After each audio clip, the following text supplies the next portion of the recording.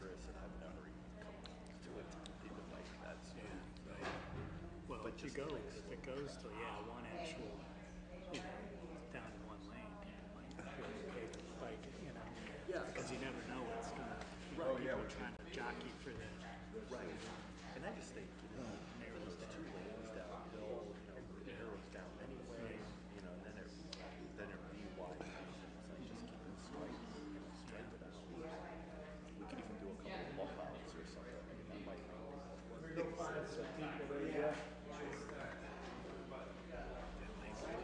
sense.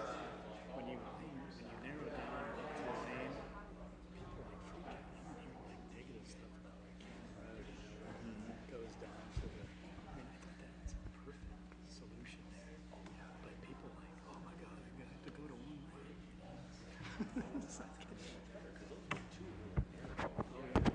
I mean, you were 6 inches away from the house. People always turn. That's why they call that dead man's curve for a reason. Right. What's your bus?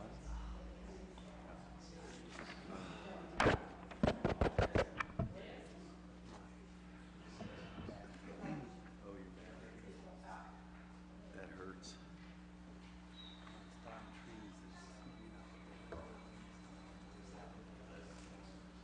Yeah. That hurts. We're about ready.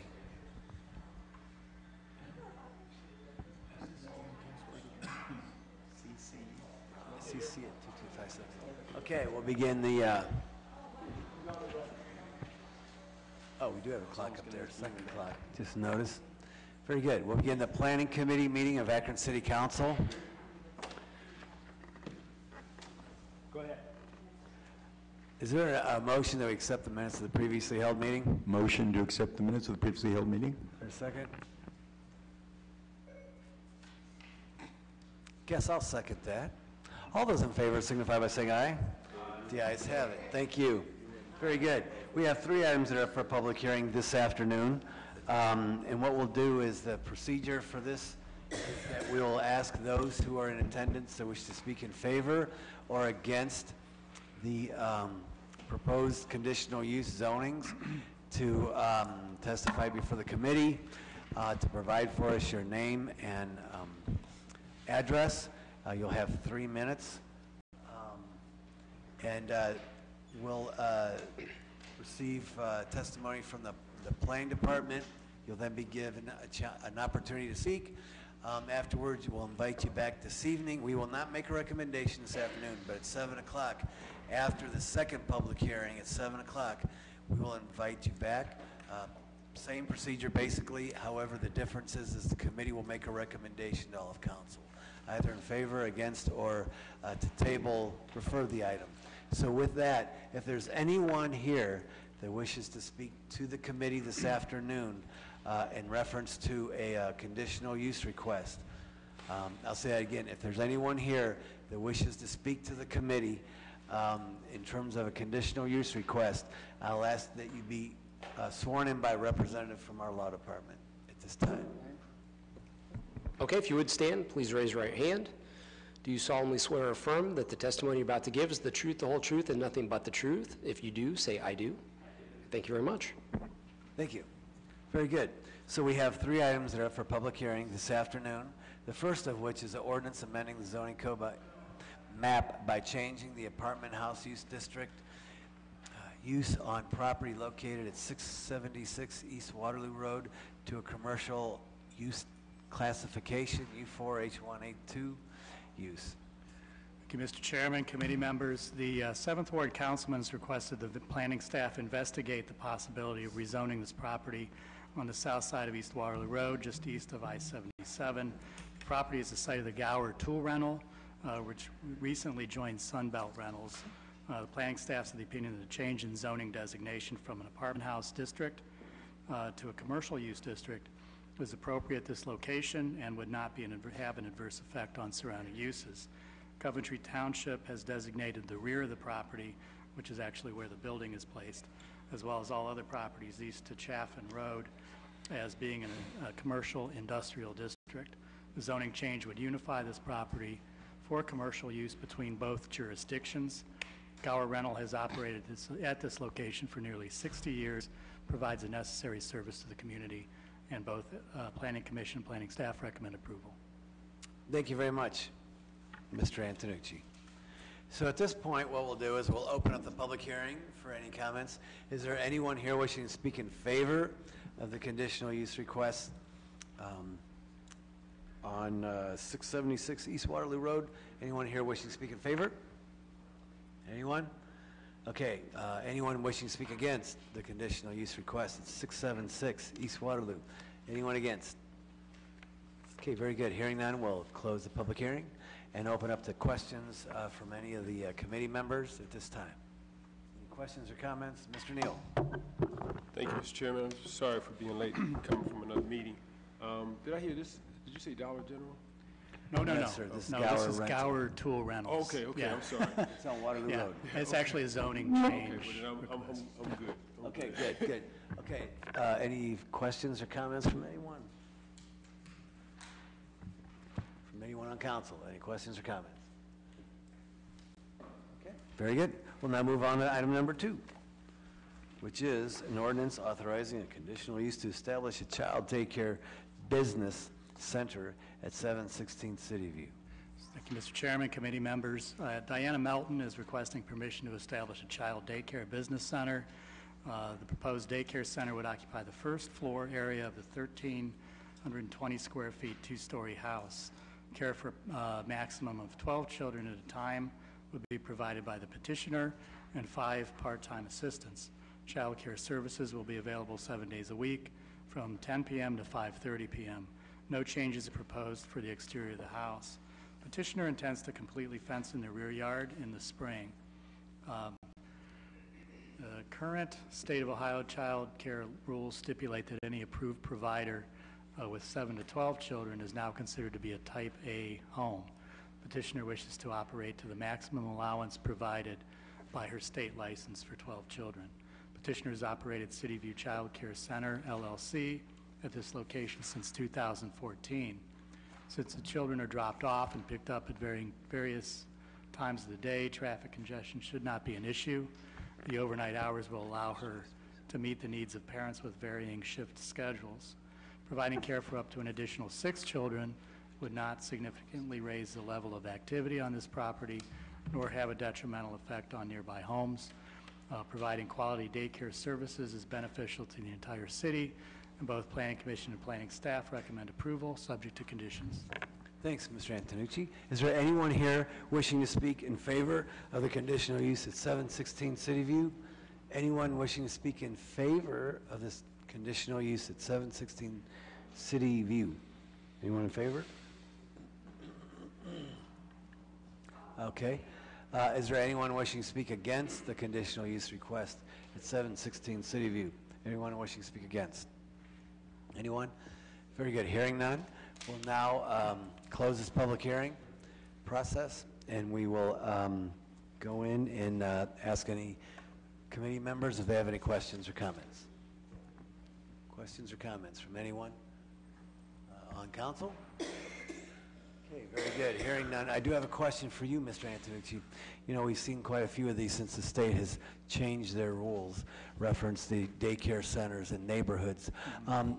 In terms of our rules, though, does the, for example, if it shuts down or what have you within 2 years or whatever, and someone else moves in, does the conditional use, is this going to travel with the land, or does it just stop as the user discontinues that service? Well, the petitioner's name is on the ordinance, but if council wishes, we could put a condition on there that it be with, specifically with. I would ask that you guys kind of consider that before we approve this tonight or disapprove it tonight, but I would recommend that in the future we just look at these maybe on an individual basis, because it's more of a neighborhoody type thing versus like a commercial district or industrial type thing. So I would submit that we add a condition in all future conditional use requests with these, that they just travel with the person. Maybe I want to check off with the law department, but Yeah, we can look into that. And just to clarify, when you say travel, you mean tie it to that person being at that dwelling, but if they No. were to move, would it actually go? I wouldn't think so. I Okay. would think, I would travel with the land. I meant to say it that way. Like if a new person moves in and they'll say, well, I got the zoning to do this, we may want to look at each individual situation, and is it tied in with the licensure with the state of Ohio, things along those lines. So I think, like I said, this is quite a bit for a neighborhood to handle. So I would just submit that we consider this heavily, hopefully by this evening, if we so choose to vote on this tonight, or any future conditional use requests like this. Yeah, we can definitely follow up on that. Cool, thank you. All right, very good. Now, we'll now move on to item number 3, ordinance authorizing conditional use to establish a skincare office at 2029 West Market Street. Mr. Antonucci. Thank you, Mr. Chairman, committee members. Mary Fox is proposing to purchase the dwelling for use as a home-based occupation. The site currently is a single-family dwelling with over 3,500 square feet of living space. She's proposing to primarily use the ground floor as an esthetician office for her skincare business and use the second floor and remainder of the dwelling as her residence. Petitioner is the only employee of the business and anticipates that she will take in between 1 to 5 customers a day. Her business is conducted by appointment only, with 1 customer at a time and no walk-in clients. There is ample space in the driveway behind the building line setback for each client to park. The use of the dwelling at 2029 West Market Street as an esthetician's office and dwelling should not have a negative impact upon the surrounding neighborhood. The business will not significantly increase traffic or noise in the area, nor does the petitioner plan to identify the business with signage. Both Planning Commission and Planning staff recommend approval, subject to conditions. Okay, Mr. Antonucci, very impressive. At this point, is there anyone here wishing to speak in favor of the conditional use request at 2029 West Market Street? Is there anyone here wishing to speak in favor of the conditional use request at 2029 West Market Street? If you could please... that's okay. We're new to what you do, to a certain extent, at least how to pronounce the word. Ecstatic. And I think Mr. Antonucci was showing off. He said it twice. You did She too. told me how to say it. We had trouble the last time. If you could please provide for us your name and address. Hi, my name is Mary Fox, and I'm at 2029 West Market Street. I just purchased the home, and we just moved my house into the home. And I'm sorry for my tardiness.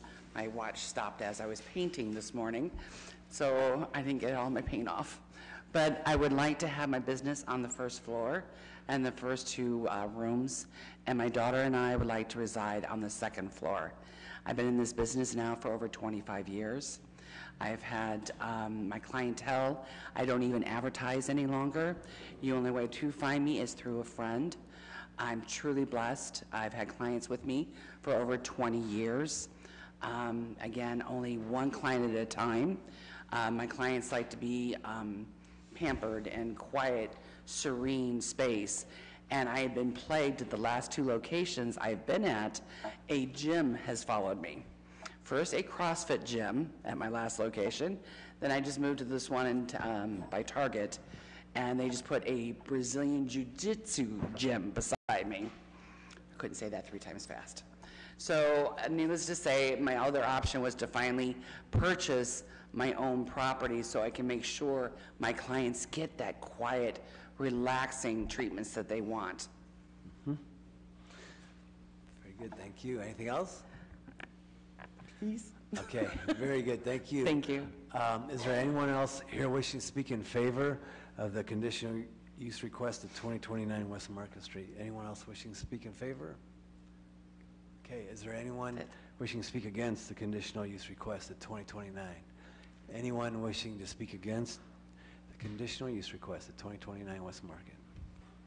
Okay, good. Hearing none, at this point, what we'll do is open up to the committee members if there's any questions or comments at this time. Okay, hearing none, open up to the ward representative, Ms. Keith.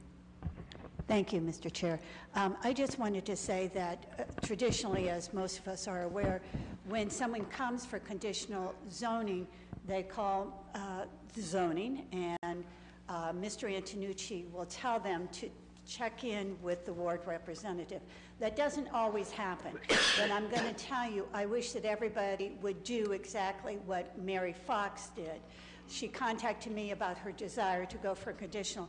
I told her that I represented the neighbors and that I would allow them to have a say in it.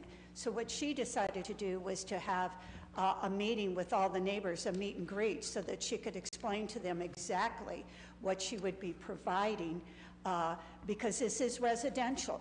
And she also told them that she would not put a sign up, that she would only do skincare. There wouldn't suddenly be a beautician that would be added in there, whatever. And that we decided that if she were ever to move from this location, it would go back to residential. So I'm going to tell you, I only wish that everyone who went for a conditional zoning followed these steps and obviously cared as much. She was going to move in regardless because she loved the home and the area, but took into account the neighbors. Every neighbor that attended the meeting said if they needed to, they would be here to testify on her behalf, that they were happy to have her in the neighborhood. So I think it means a lot, and I want to thank Mr. Antonucci for continually putting that out there. And here we have someone who actually listened, so thank you. Thank you. Very good. Is there any other questions or comments from any council members? Ms. Sims.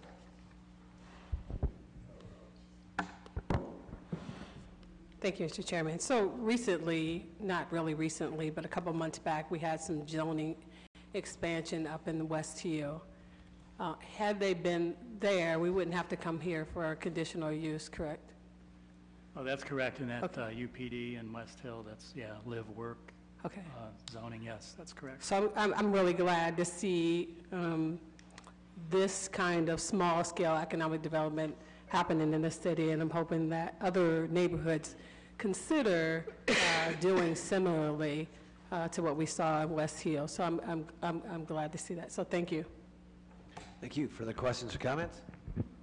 Right. Okay, Mr. Swirsky. Just real briefly, just to add on to what Mrs. Keith said about a kind of proactive approach to a relationship with the community. Appreciate that, and I hope all our businesses do that. Okay, thank you. Is there further questions or comments? Very good. Hearing none, we'll close that. And invite you back this evening at 7 o'clock, of which we'll basically have a public hearing yet again. After that public hearing, the committee will make a recommendation to all of council this evening. So you're invited back at 7 o'clock if you'd like to check out your watch there. Very good, thank you. At this time, we'll now move on to the balance of the agenda. Item number 4, this is something we had referred last week, and this is the sale of some city-owned land located at Hickory Urban Renewal Area to Cascade Valley Limited Liability Corporation. I do know that there's 2 individuals here that are representing the purchasers, from what I understand. Keith Mitchell and Scott Bennett are here. If you'd like to present just for a few quick minutes in terms of what the intentions are, reference this land area. Good afternoon. My name is Keith Mitchell with Ryan Homes, 6770 West Snowville Road, Brecksville, Ohio. I'm happy to be here to present our vision for Hickory. We're taking over where the roads are. We're not changing anything that's on the plan today. We are just adding a couple of stub streets onto the community. There will be a total of 54 homes in the community. 27 will be single-family detached. 27 will be attached townhomes. 2 of the single-family were already built, so we'll be building a total of 25 new single-family homes in the community. I have a board here which kind of shows the layout of the community. We broke the site into 2 parts, very similar to what the original plan had for the community. The multifamily attached housing is on the north side. The single-family detached would be on the south side of the community. Again, all the roads are in except for these 2 stub streets, which we'll be putting in as part of our finishing of the development. As far as the homes are concerned, the single-family detached, we're planning on doing ranch homes, more catering toward the empty nester, not exclusive, but catering towards them. Anywhere from 1,150 square feet to about 1,800 or 1,900 square foot. The townhomes are a 3-story Wexford, two-car garage. It's about 1,500 to 1,700 square feet, depending how it lays out. And again, in combinations of anywhere from, I think, 4 units up to 6 units per building. We are maintaining a central plaza in the community. This will be a community gathering space. We want to introduce a pavilion, a patio, fireplace, just kind of community gathering space for this particular community. We're excited about this particular community opportunities because we are very close to the towpath trail as well as the dog park across the Memorial Parkway. We feel this is a very enticing amenity for buyers in this particular community as well as the surrounding community. We're going to maintain a buffer along the Memorial Parkway as well as along Hickory. Where these houses back up to Hickory, we'll do landscaping buffer, perhaps a landscape mound to screen some of these areas, because again, you don't want to see the backs of these units necessarily, or the buyers don't want to be living on the road in their backyards. I do have some pictures of the product if you'd like to see those real quick. This is an example. This is the Wexford. This is the townhome. Again, 2-car front load garage. All homes here have 2-car front load garages.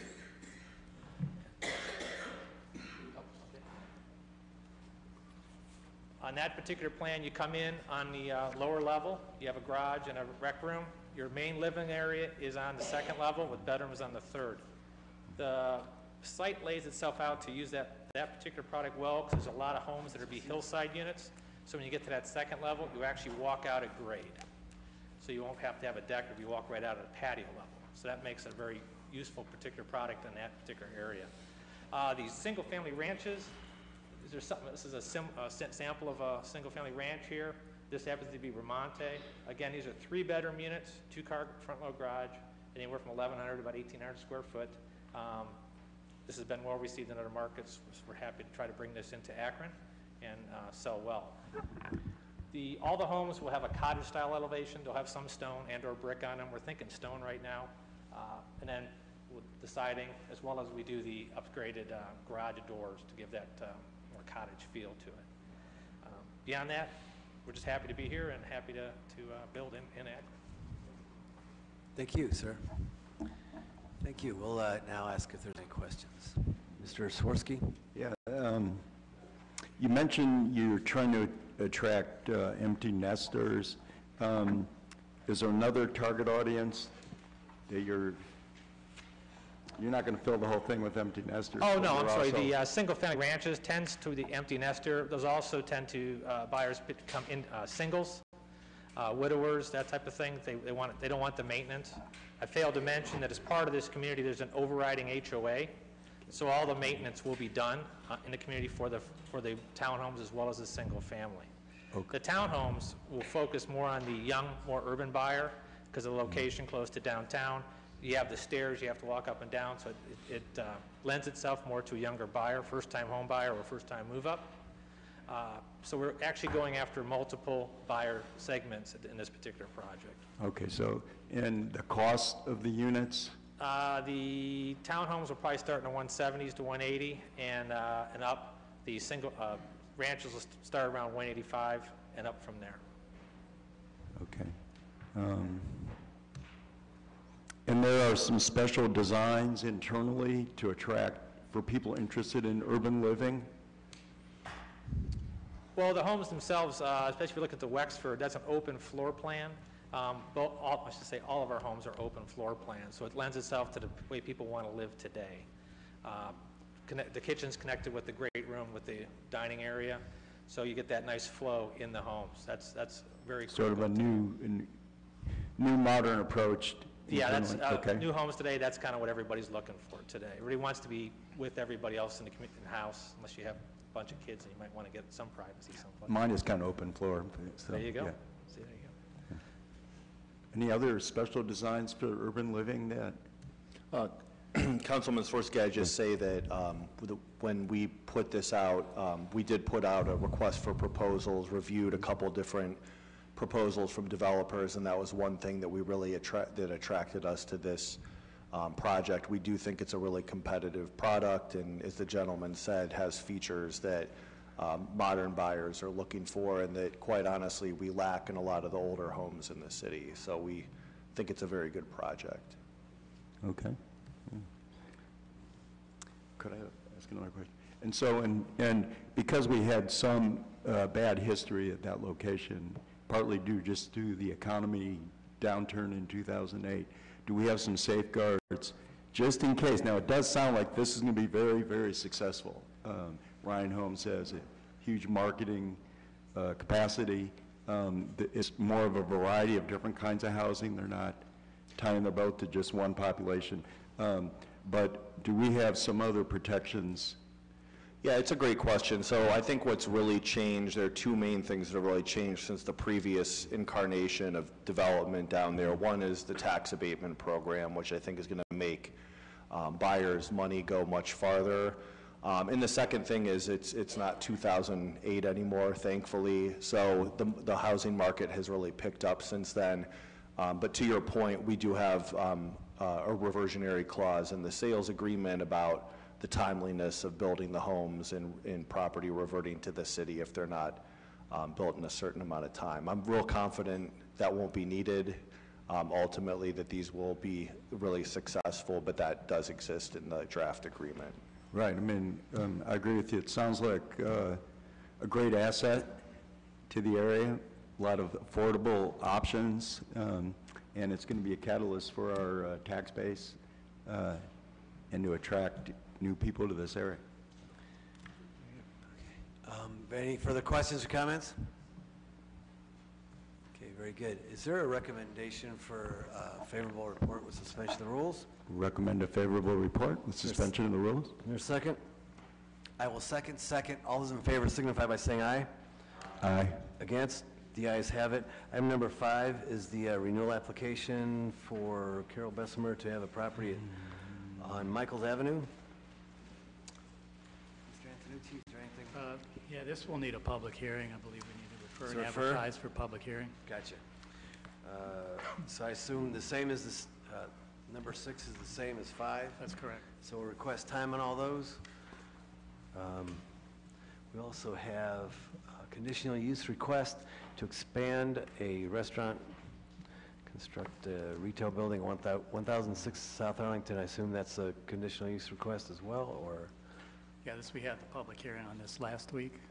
Okay. So. I'm remembering which one this is. That was for the Corral restaurant. Okay. There's a recommendation for time. Is there a second? All those in favor signify by saying aye. Aye. The ayes have it. Item number 8.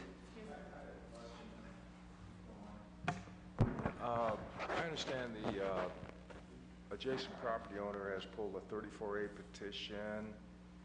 Is that correct, Mr. Clerk? That fellow that was opposed to it has pulled a 34A petition? Correct. Is that correct? Now, what does that mean? Does that mean we can't act on it for how long? How much Right. time does he have to Do you have any idea? gather signatures? Like 15 days? I'm not sure, but I'll have to check with the law department. He just pulled the, Pardon me? he has just pulled the Yeah. petition on Friday. Yeah, I know. So I will check with the law department. We haven't done one in quite some time, so Yeah. I apologize, I'm not ready for your question. Yeah, he asked me, and I said, I don't think we can act on it for, well, that's out there, but I don't know how long. Don't quote me, I think Yes. it's 15 days he has to 15 turn days, in that sounds about petition. right. And then also, can you check, I think that section of the charter says you can also gather petitions in adjacent precincts? Is that true? Can you check that out? If I please? remember right, that's true. Yeah, But okay, that is true? Okay. if I remember right. I've done this I'm not before. quoting It you. is, yeah. Okay, thank you. Cool. Any other questions or comments? Okay, very good. Hearing none, now we'll move on to item number 8. This is a conditional use request that we received last week. Had a public hearing, reference the intersection of East Exchange and Fountain Street.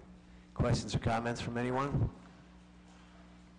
I believe the recommendation was favorable from both the Planning Commission and the staff on this particular item here. I've spoken to the Ward Council representative, Ms. Samples. She's in favor of this particular item. Short of any questions or comments, I'd entertain a motion of a favorable report with suspension of the rules. Is there a second? Second. All those in favor signify by saying aye. Aye. The ayes have it. We'll now move on to the balance of the agenda, of which I will recommend time short of any questions or concerns. Hearing none, we're adjourned. Thanks, everyone. Thank you. Yeah. Thank you, Mr. Chair. We do have one here. Hold up, everybody. Mr. Clerk, Sims has something she'd like to say. Thank you, Mr. Chairman. So a week before last week, I had requested some information on occupancy relative to our downtown housing development. Can we get that either emailed to us or some other way? So we were just approving the city center's transaction, and so the concern regarding where we are in terms of occupancy in some of the housing downtown.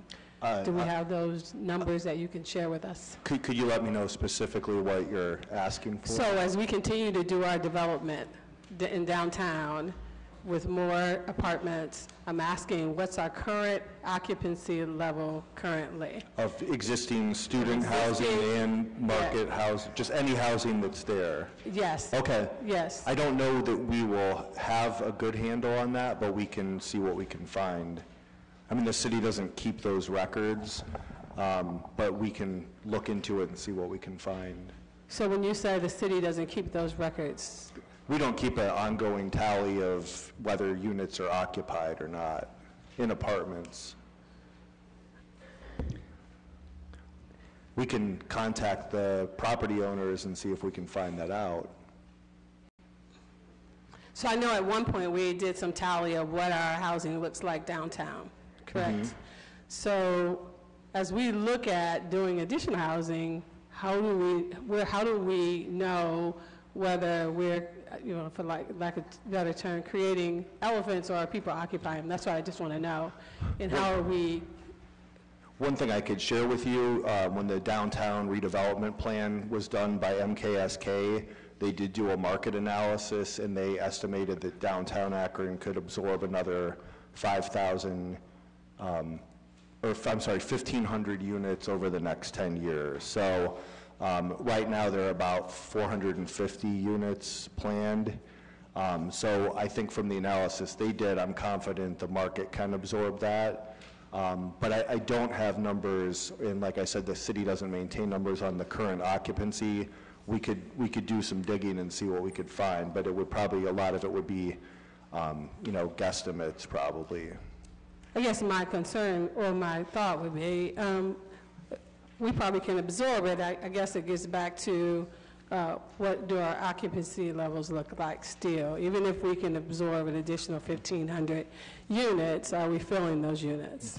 Yeah, and one thing I'll point out too for the record is that one reason that study was done is there's a different housing type that's being built downtown now. These are more truly market rate units for people, in all categories of occupation and so forth, whereas, most of the existing housing is either student housing, which is a certain niche, or a building like the Mayflower where it's supportive housing. So we don't really have a lot of existing units other than Canal Square, which is the old YMCA, to compare to. But that building, the last I heard, that building was basically at 95+% occupancy. Okay. So any numbers you can give me, I would appreciate it. Okay. Thank you. Okay, Mr. Segedy, anything else to come before the committee? Very good, thanks.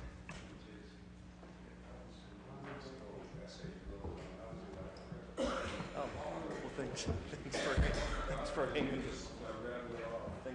with me. Yeah, they don't want it. It's important, I think it's important, and, we need to kind of review what we have.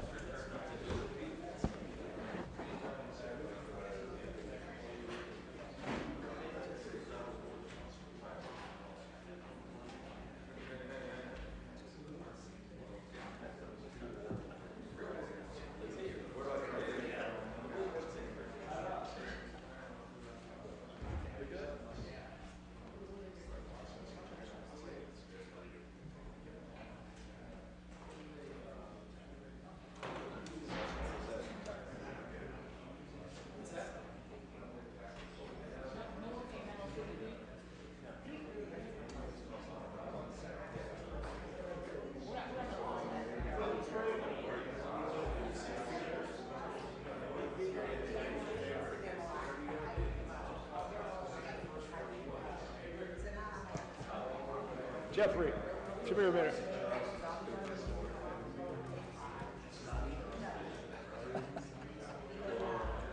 Hickory, you suspended the rules, correct? How about this one? Bessemer? Time? Is that a public hearing? Okay. How about number Eva and Maldonado Ramos? Everything's referred. You just buzz right through it, my fingers don't work. South Arlington, time? Because of the, how about Exchange and Fountain Street? Suspend? Suspend the rules? Exchange and Fountain Street? Rental? Okay, the rest is time? Okay, thank you. Uh-huh.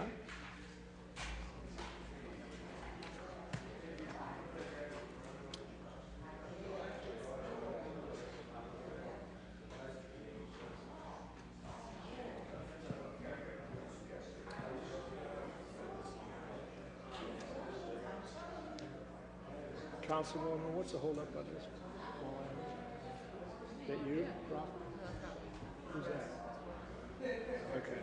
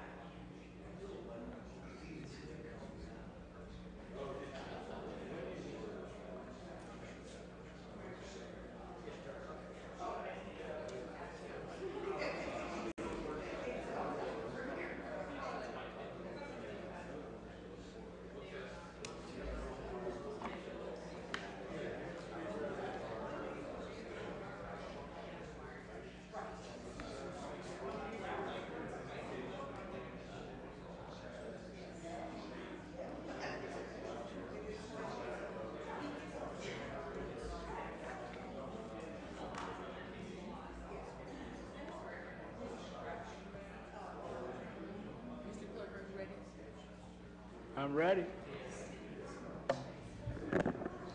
Good afternoon. I'd like to call the public service meeting to order. Is there a motion of approval for the minutes from our past meeting? I have a motion and a second. All in favor signify by saying aye.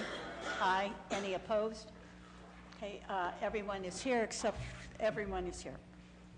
Okay, there is nothing on our old agenda, but on our new legislation under public service, there is an ordinance authorizing the Director of Public Service or his designee, after publicly advertising for bids, to enter into a contract or contracts for the purchase of a 700 GPM grease pump for the water reclamation facility and declaring an emergency.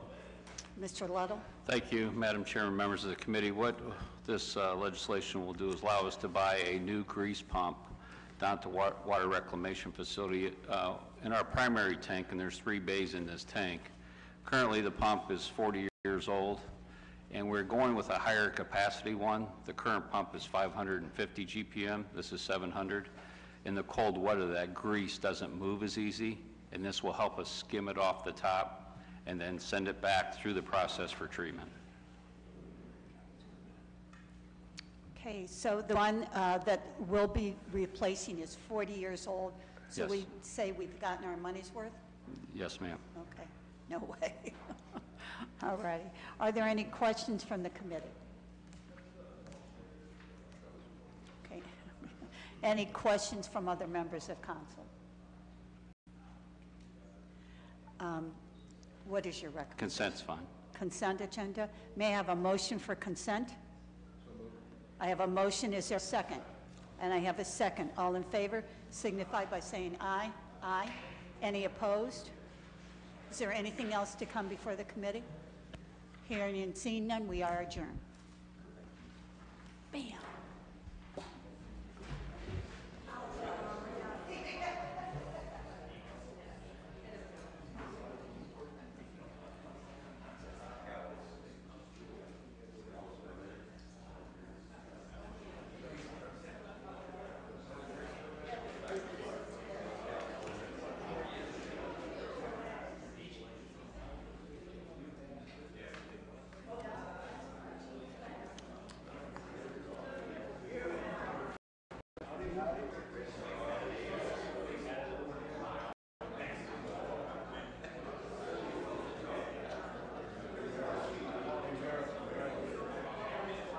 This one right here is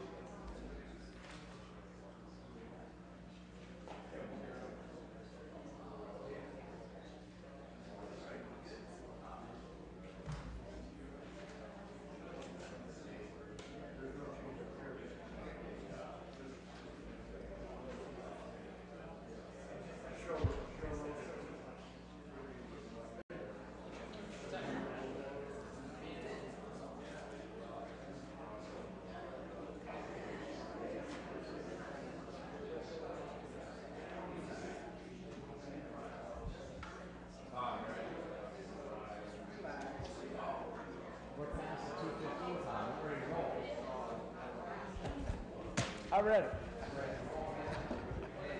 Everybody's in a hurry.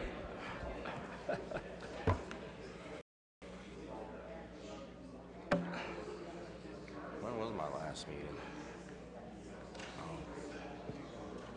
All right, I'm going to go ahead and move forward with a public safety meeting to order, please. All members are present. We did have a meeting on December 3rd. Can I get approval of those minutes, please? All in favor? Aye. Aye. Anybody opposed? All right, we have one new piece in front of us today, authorizing the mayor or his designee to enter into a contract without the formality of publicly advertising for bids with WestNet. Hey, can we keep the chatter down a little bit, Mr. Kilby? Thank you. All right, I'll start over again. Authorizing the mayor or his designee to enter into a contract without the formality of publicly advertising for bids with WestNet Incorporated for the purchase of fire station alerting hardware, software, and services for the use at all Akron fire stations and declare an emergency. And today we have Chief Twig with us. Thank you, Mr. Chairman. It's Deputy Chief Twig from the Fire Department. This legislation would allow us to purchase a system that works as a bridge in between the new CAD system that's coming into town and all of the fire stations and fire apparatus. So in simplest terms, once the call comes in at dispatch, we need to alert the stations to this call. We've identified that that system that we use currently is slow and outdated and has an impact on response times every single time we roll out of the stations. So at the recommendation of the vendor and the consultant that the city hired for the new CAD system, we investigated 4 different companies, and after exhaustive research to include traveling throughout the state, and we even traveled out to the West Coast to visit this company, we decided that WestNet was the leader by far in the services, technology, and equipment that they had to offer. Some of that would include turnout timers. When the call would hit the station, a timer comes on the apparatus floor and will give feedback to our people every single time they roll out the door, letting them know how long it took to get out. In addition, they have a automatic voice dispatching system, so we'd be taking the human out of the loop in between the CAD system and our firefighters. So the initial dispatch, when the call comes in, would come over instantaneously, and we anticipate saving 30 to 60 seconds on every single call 50,000 times a year. So we anticipate it being a really good addition to our system. It represents some of the best practices that are out there from different vendors kind of combined into one. This is going to be an IT system that works over the internet, and then we'll have radio backup should we have any internet failures, which we do not have currently. So we have a redundancy that we don't have in our current system. These tones that they use are ramped up, which is another best practice throughout the country now. The adrenaline dump that everybody gets when those loud tones go off have proven to be adverse to firefighter health, which is obviously a really important issue that we've all put to the fore here recently. In addition, with the new stations have individual dorm rooms, which is a new best practice when it comes to fire station construction. This new system will allow folks to zone off their particular dorm. That way we're not interfering with others and improving the health and safety of their lifestyles as well and their long-term survivability. The reason this is a sole source purchase is because they manufacture, design, monitor, everything's done by them. There are no other vendors of this product. There are no distributors. We deal directly with the manufacturer. This is military-grade components. They're also utilized on several Air Force bases across the country, and this is going to be funded through Issue 4. Oh, okay, good. And I'd be open to any questions about the specifics. Some of the cities that are currently using this system: Atlanta, Arlington County, Fairfax County, Kansas City, Oklahoma, City of Miami is using it, and then all throughout the West Coast as well. All right, thanks, Chief. Any questions? You already answered one of my questions, so questions or comments from committee members? No one? Any questions questions or comments from council members and chambers? Councilman Neal.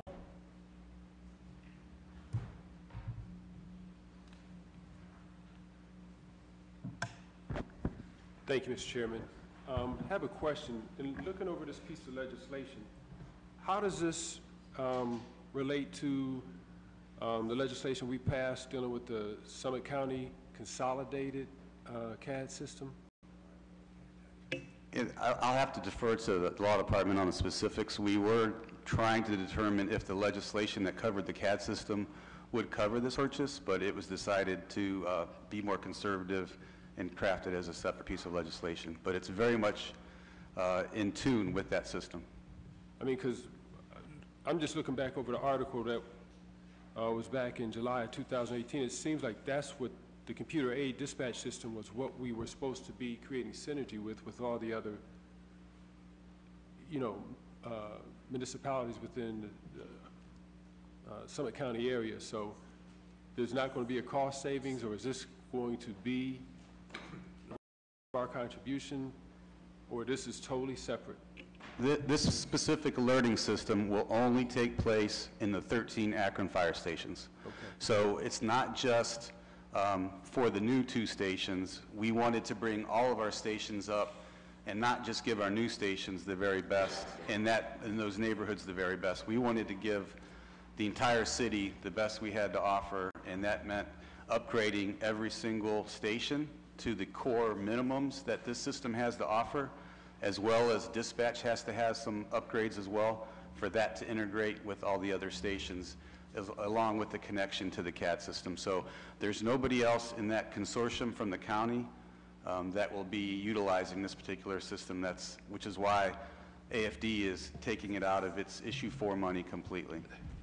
Okay, I know you said if somebody from the law department can let us know how this investment is going to parallel, create synergy, or offset the agreement that we made with the county, because I know we had to put up some money to be a part of that agreement as well, I do believe, so to make sure that we're not,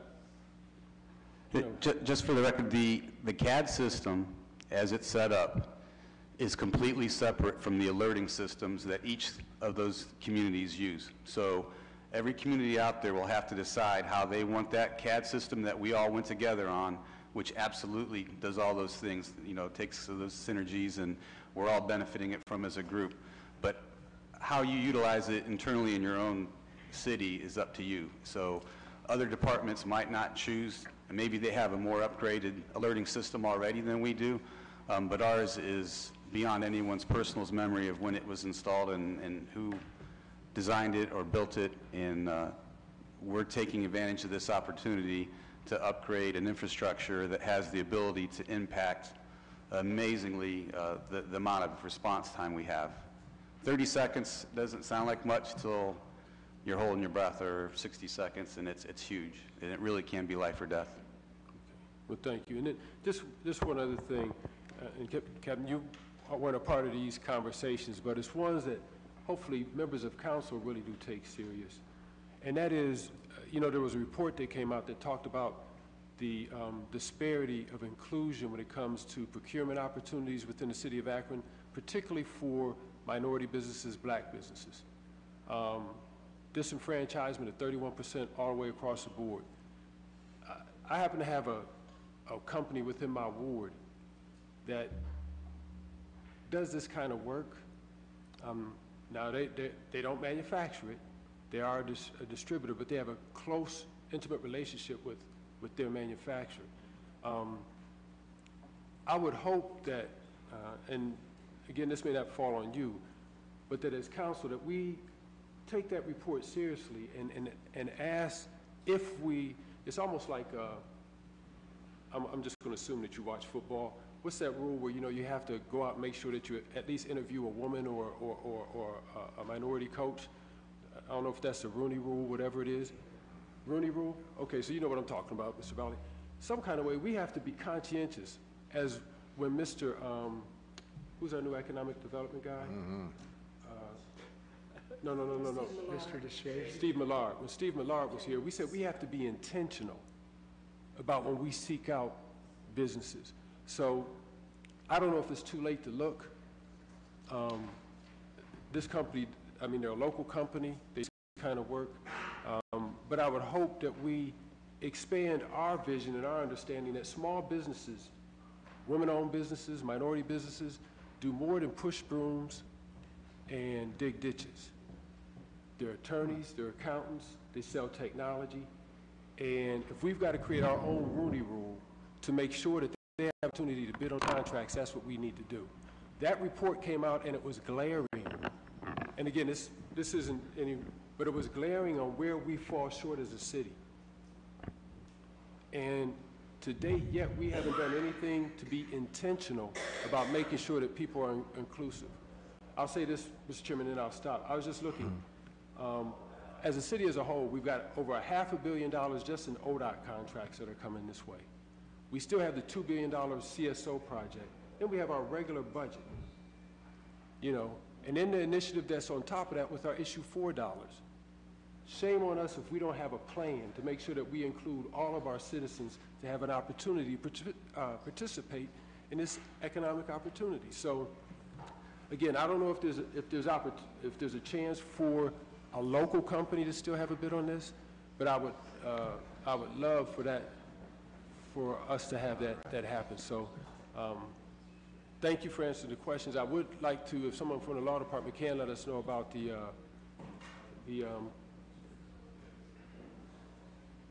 regional agreement to see how this works with it. Thank you, sir. Thank you, sir. Thank you, Councilman Neal. I'm guessing you want to make a comment? Sure, I think, am I on here? Yes. Okay, good. Thank you, Chairman. Mr. Neal, basically the way that it was explained to the law department, what I can opine on is that the system that we're talking about here that's being authorized to purchase is separate and distinct from the CAD system, and so it was properly to be brought before the body to vote on this as a separate matter. So in terms of the interaction and things, I would certainly defer to Chief Twig on that, but that's the way that it was presented to us and how I understand it, so that's why it's being brought before you separately. And I apologize. I said captain. I apologize, Chief. Sorry about that. All right. Not necessary. Thank you. Any other questions or comments? Councilwoman Sims. Thank you, Mr. Chairman. Thank you, Mr. Chairman. I too also enjoy automation. You talked about displacement of staff as a result. So what are we talking about in terms of displacement? I didn't mention displacement of any staff. I thought you said you were removing the. What exactly does it okay. Yes, I guess I would have. I could see that where that went. No, we're not removing anybody from any positions. What I'm saying is the workflow, and I probably oversimplified the workflow as it is currently set up. The dispatcher is sitting at a console. The call comes over from the call taker. The dispatcher has to read the call, and then they are physically reaching up and touching stuff on the screen to turn on the individual stations that need to be alerted, and they're physically hitting a button to make the tone go off. And that all takes time, and that's where some of those time savings take place. Then you also run into some dispatchers speak more clearly than others, or it's late or it's early, and there's different tones and everything. So staffing actually benefiting from this system because it'll free up the dispatcher to pay more attention to the other stuff that's going on instead of actually telling the station, hey, wake up, you got a call. Thank you for the clarification. Yeah, I can see that's where I went No problem. wrong there. Thank you. Sure. Thanks, Councilwoman. Any other questions or comments? Councilwoman Keith. Thank you, Chief Twig, for being here today and explaining that. And I want to mention two things. One, with the obligation of being on the EMS board, we know that seconds count. And because we get those minutes every month or quarterly, we get them as to our response to things, and we're always trying to find ways to increase response. And while I was sitting here listening to you discuss what we have before us, I believe you said 5 times that you've looked at best practices in 5 different areas, and I want to commend you for that, because That's what we should be looking at, and then also the ability that you came back and told me what cities were presently using them, which is noteworthy also. So I know none of this is done easy. It isn't an easy task to make sure that you've covered everything.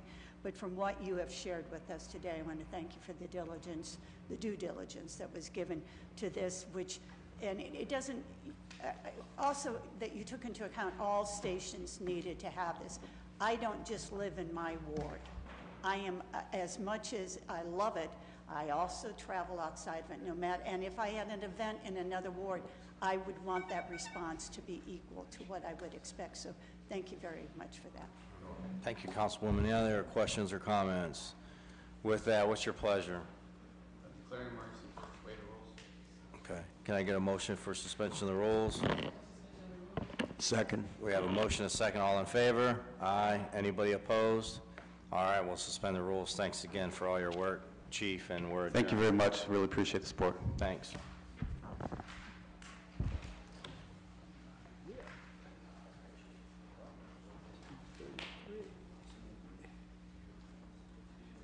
Know what I was talking about.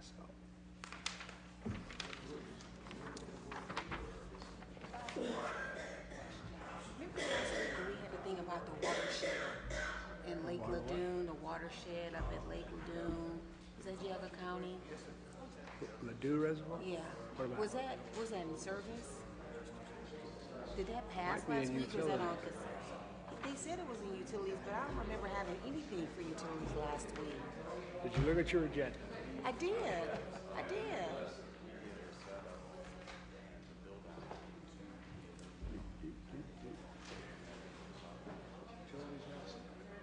I think rural. Look at your list, right in front of your nose.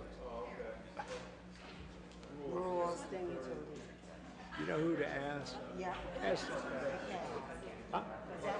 Was that in, Right there in front. Was that in utilities? Okay. So did it say? I think it was in public service. I think it was in service. Okay. I'm gonna have you. Park and Rec will start in 2 minutes.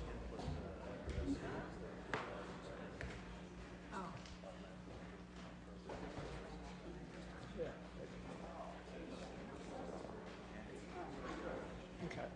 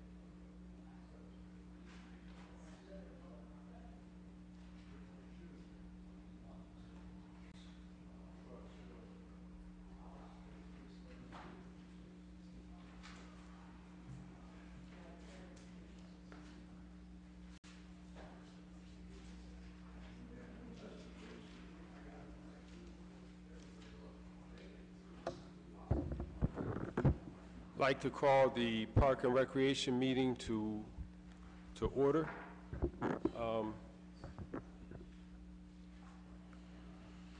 Get approval of the last meeting's minutes.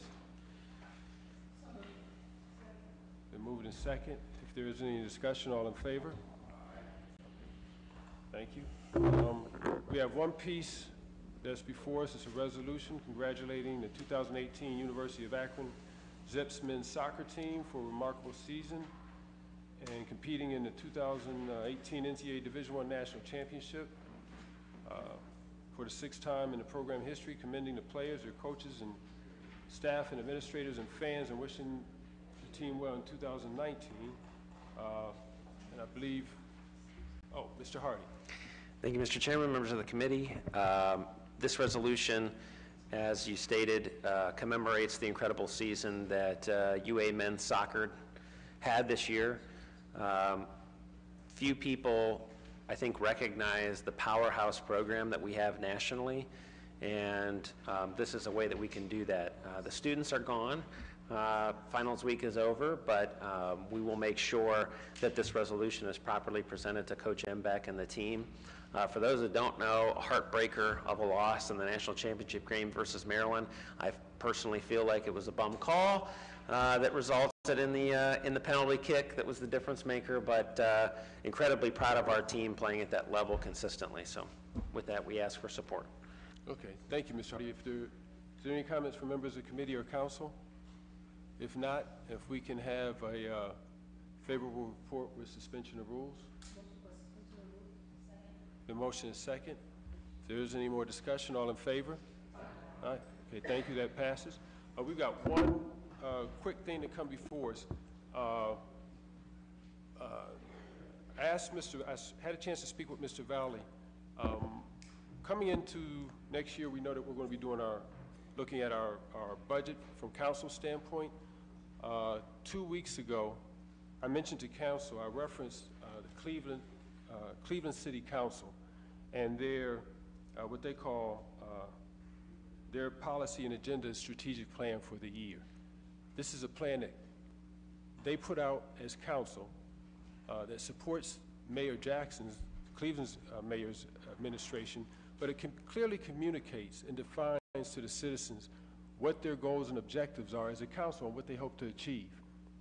And basically, each chair from public safety, they don't have the same committees that we do, but they do have like public safety, housing, park and rec, and their other committees, put together an agenda that they put forth so that the citizens can know what can be expected.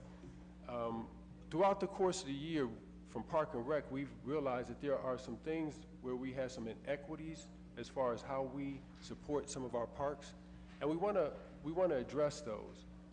Each one of you know what has been asked for in your communities as far as what your constituents are asking for in their Park and Recs. The administration is doing a good job with the Parks Challenge and addressing some unique situations, but that's an application process. This is going to give us an opportunity to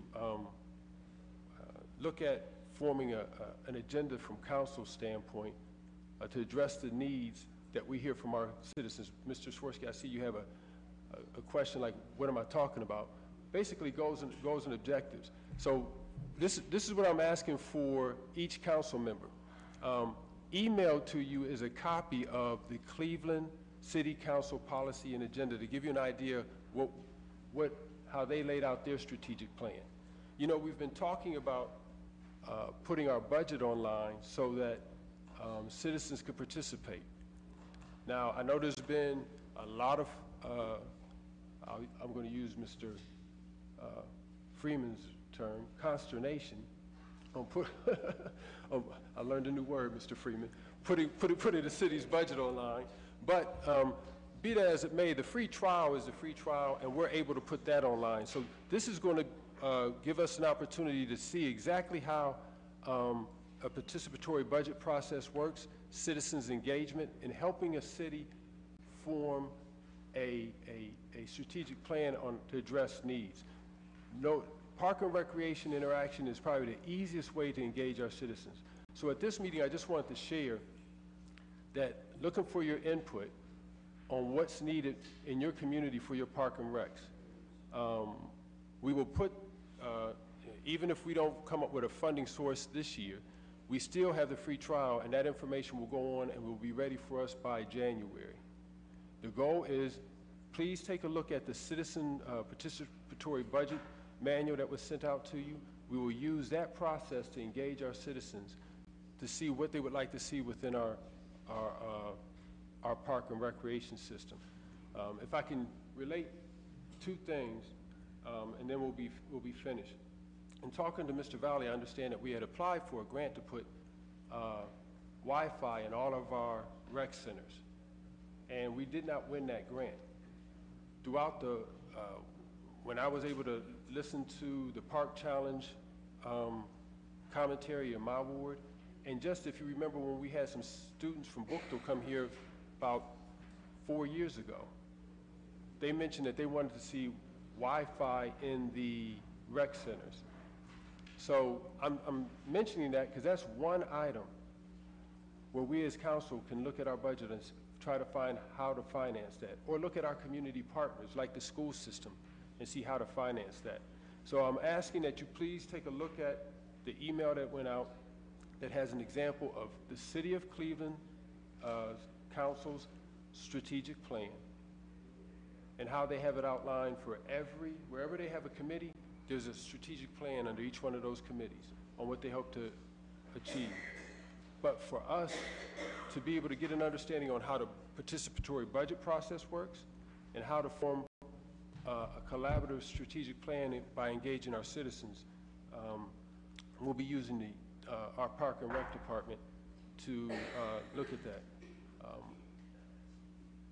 The three things that I'd like for us to look at from what I've heard is, one, equipping our Park and Rec system with Wi-Fi. Two, we know that under Park and Rec, it sits under my neighborhood, our Akron department, the Neighborhood Assistance Department. Like for us to take a look at how we can better support that department. And I'm going to use this as an example. Across the country, people are looking at the I Promise model that LeBron has brought to our city. One key part of that is that he doesn't just support the students in the school, he also does as much as he can to support their families. Our children that aren't privileged enough to go to the I Promise school, they're supported in the school, but how do we support that investment out in our community? Within the city's department, that's the Neighborhood Assistance Department. How can we better support that department to create the wraparound, synergized support for the investments that's taking place in our schools? And then last but not least, and this part falls, there's been an evaluation of our parks as well as Lock 3. From my standpoint, and I think I've shared this with Mr. Hardy in the past, a lot of people have asked for input on, more input on the acts and everything that takes place at Lock 3. When we go through the process, that will also be one of the things that I'll ask that we take a look at, that we create an opportunity for residents to have input on what takes place at Lock 3, especially those, the ones that I've heard from the most are those that pay the $10 or $15 to go down there. They want to make sure that they have input to make sure that the acts are the type of acts that they want to see. So just to surmise one more time, when we come back from recess, we will use the Park and Rec as an example to create a strategic plan that has input from all our council as well as our constituents. We'll be able to look at how to fund those initiatives that come from council and from our constituents. The model for some of the discussion that we've had as far as just the overall participatory budget process, as well as the discussion about us as council actually having a strategic plan that helps us stay focused, stay on track. So, don't know if there's any questions. If not, I just ask you again to look at your email that has an example of both Cleveland City Council's agenda, as well as the best practice participatory budget project. Nothing else, we can consider ourselves adjourned. Thank you.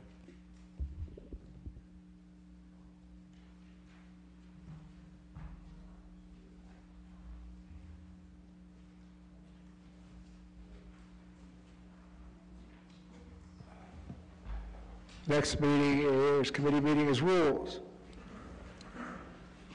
Mr. Freeman, you're always last, so you might as well go get lunch or...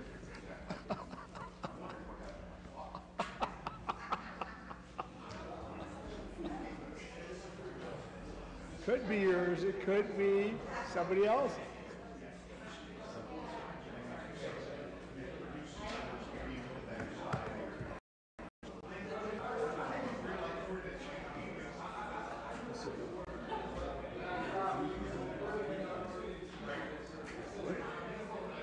What's your problem?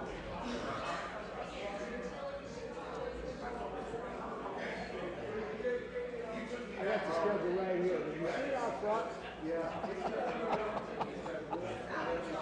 Hey, I'm gonna tell you.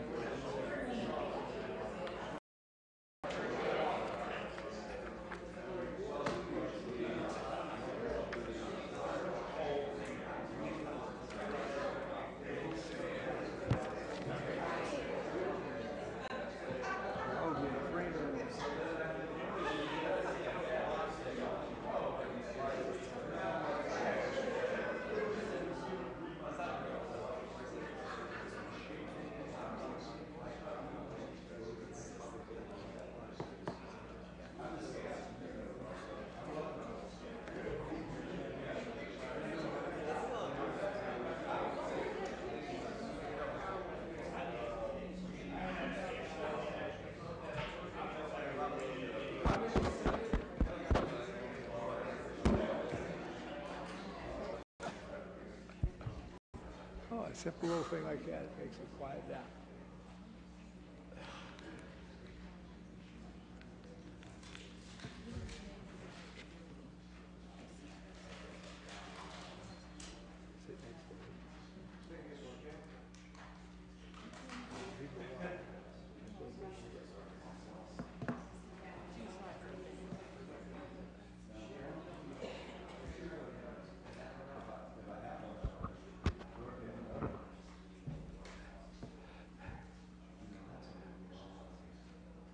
Are you ready?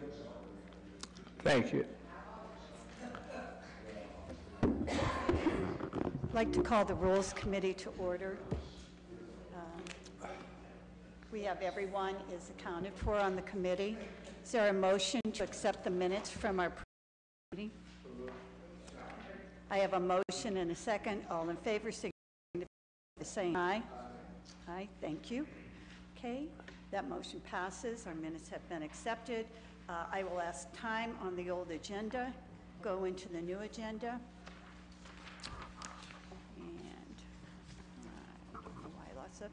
We have an ordinance enacting Title III Administration, Article 3 Appeals, Section 3199 Appeals of the Akron Code of Ordinances to explicitly authorize the mayor or his designee to appeal the adverse decision of an administrative body declaring an emergency. I'm not sure which Brian's going to share on here, but please enlighten us.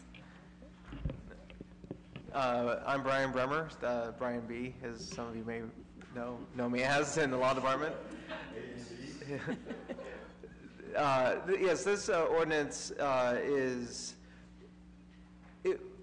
basically, we're doing some research on something unrelated to this, and we came to the realization that there was some case law out there that would indicate that courts may not hear an appeal from the city from one of the administrative bodies, such as the Board of Zoning Appeals or the Housing Appeals Board, which is, I'm sure everyone here is aware, are the boards that are very crucial in enforcing our zoning code and our housing code in the city.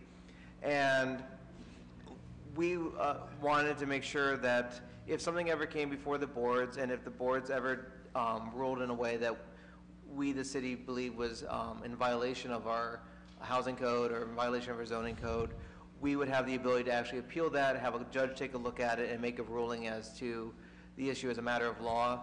This has never come, to our knowledge, this has not come up, at least not recently, but we want to make sure that this is shored up in case it ever does become an issue. We want to make sure that we're able to help and protect our code as best we can. Again, as I said, this has not come up yet. Our boards have done a great job following the code as this council's enacted it, and generally working to assist the city in making sure that the code is followed. But this is just a matter of like belt and suspenders to make sure that we have the ability to actually appeal a decision that is adverse to the city's interests, and have a judge take a look at it just in case. Thank you very much. Are there questions from the committee? Councilwoman Amobian? I guess I'm curious. We don't currently have that ability to do that? The city's position would be that we do have the ability to do that. However, there is a case from the Ohio Supreme Court from 1992 that would, I would say, create some ambiguity, which we've never had to actually litigate ourselves. This would eliminate the ambiguity. The city would be explicitly authorized to file an appeal from there, and that's what the court said in that case, was that if the city has an ordinance or something in its charter permitting the appeal, then the city is definitely allowed to appeal. Like I said, we've never had to litigate this ourselves. Our position would be that we could do this. This is not something new, but we want to make sure we never in a position where the court would rule against us on that. So the appeals board and the zoning board are actually appointed by us and work on our behalf. A ruling or something that we disagreed with, then we would be allowed to go to court, file whatever appeal against their decision, and it will go to court. Is that what we're talking about? Yes, I think it's important to remember that the boards are independent bodies. The board members are appointed, and this council confirms them, but they do act independently of the city. So they could, their decisions are not directed by anyone in the city. That's not how that works. Right. And so in theory, they could do something that we disagree with. And it's also important to remember, not all of them they're not always attorneys, they're not judges, they're people from the community who are civil, they want to do civil service, they want to help, they want to be active in their community. And so there may be a time when there's a nuance of the code that we feel that they misapply, and we'd want to have the ability to appeal. All of the residents in the city that come before the boards, they have this right. So this would not be something that we'd be in above and beyond what they have. It's just merely putting the city on equal footing when it comes to code enforcement that the residents of the community have already. Are there any other questions? I guess I'm slightly confused, but I'll leave it at that. Okay. Are there any other council members in the chambers that have a comment? Councilman Freeman.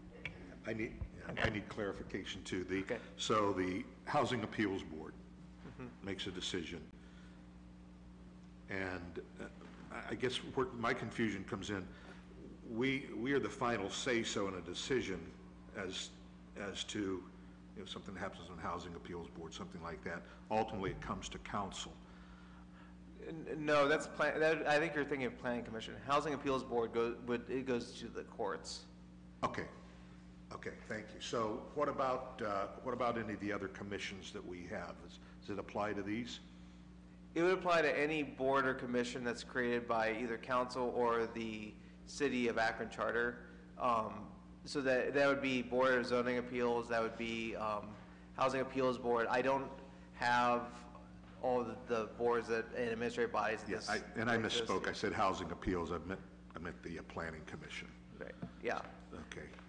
So anything, Planning Commission or the Planning Department, they decide something, they make a recommendation to us, and then this council decides yea or nay on an issue.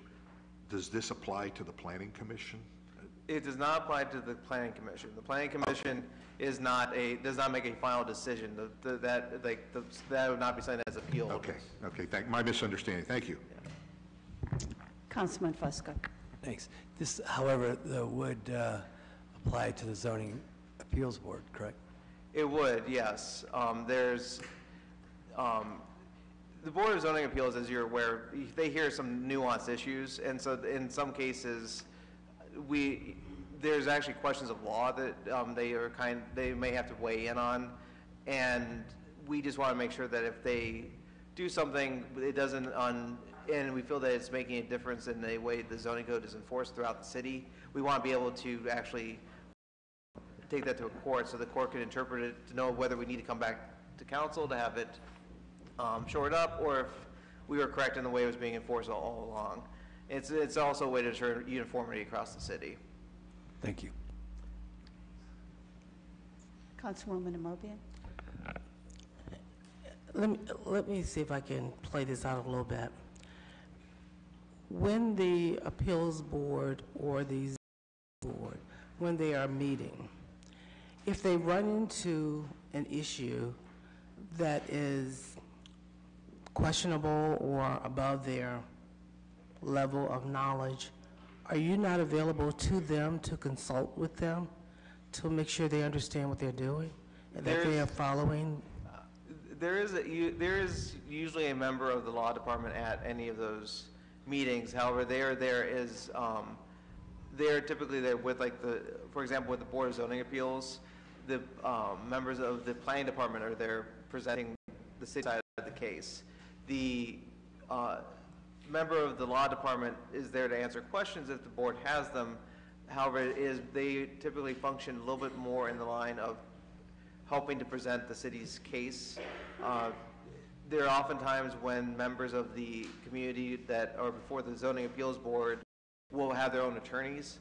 And so in that way, it's more of an adversarial relationship between what's going on with the city and the resident, and the board's the person who's the arbitrator of the whole proceeding. So it doesn't, the city's there to answer questions, but the board could still rule in a way that is not against the advice of the city's law department.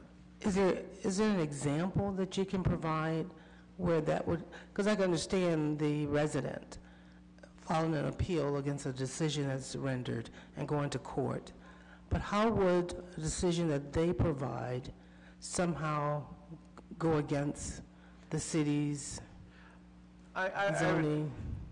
I guess I would give an example, and this is one that's fresh in my mind because I'm actually working on the appeal from the other side right now. There's a lot in Councilman Neal's ward where it's zoned for retail and for commercial property, and they're operating a tire sales shop out of it, and they're operating it solely on the retail side. Basically, where it's zoned retail, they're operating a tire sales shop, which is not permitted. The board said that is a violation of our zoning code. In theory, they could, if the board had done something different, say, well, we're going to try to interpret the code and say, well, this one section is U4, so we'll let the whole parcel be U4, and therefore you can have a tire shop anywhere. That's not in keeping with the way our zoning code is designed, and that would be something we would want to take to a court to have the court rule on that issue. Well, Madam Chair, may I continue? Madam Chair, may I continue? Well, let me just ask this. I know that we have in this chamber changed the zoning for certain reasons. if the vendor or the operator is not in violation and is not a poor neighbor and all those kinds of things, we have made some recommendations to change zoning for certain businesses to incorporate whatever we need to do to make it legal for them to operate. Is it not possible for us to do something like that in that particular situation? I'm not following, Councilwoman.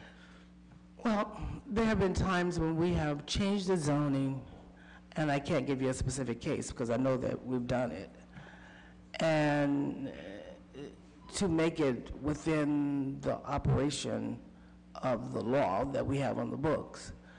And if the person's a good neighbor, why couldn't we just change that so that they could fully operate as a commercial business? Do you understand what I'm asking?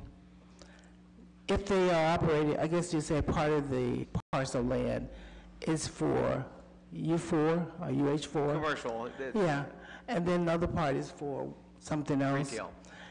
Is there a way to change it?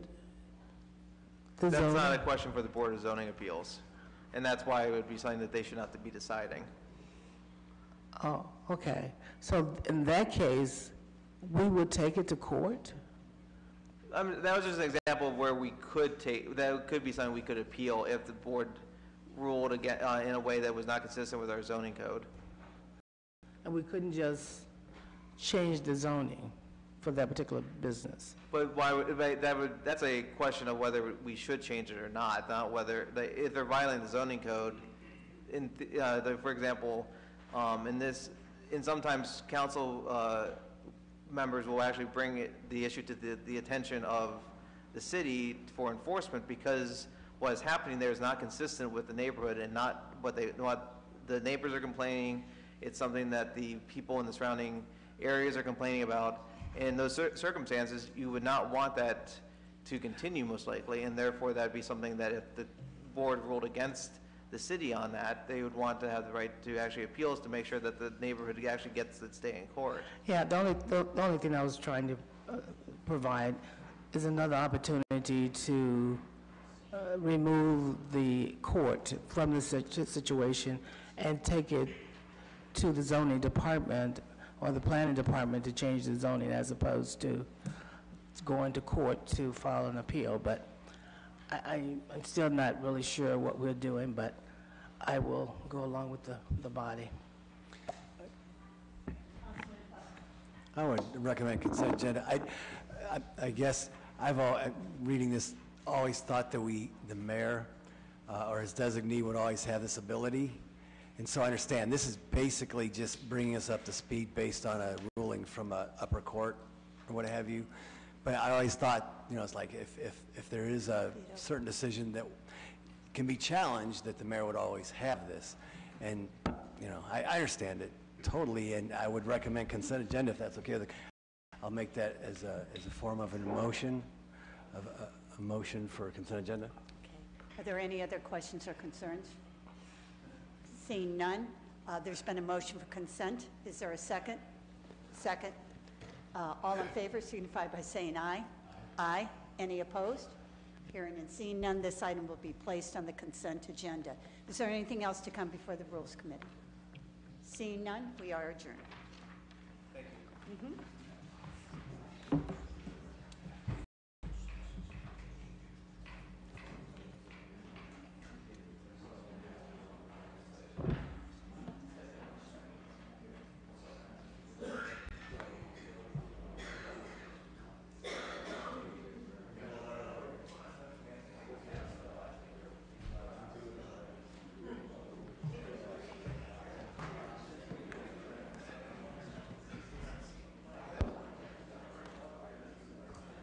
For next, we have utilities.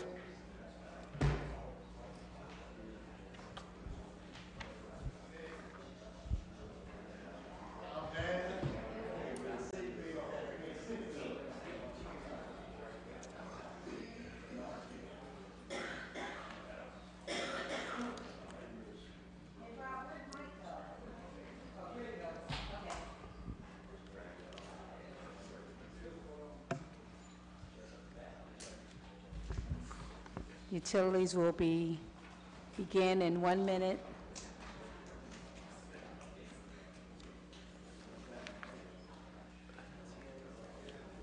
I was gonna wait for you, Mike. I didn't see you, were tucked away.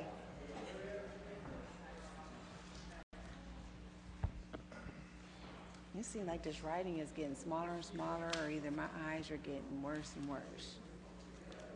Let's see. Jeez, I'm telling you, this is horrible.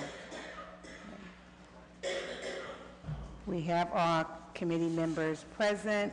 Can I get a motion for approval of our previous meeting minutes? Motion for approval. Can I get a second? All in favor? Aye.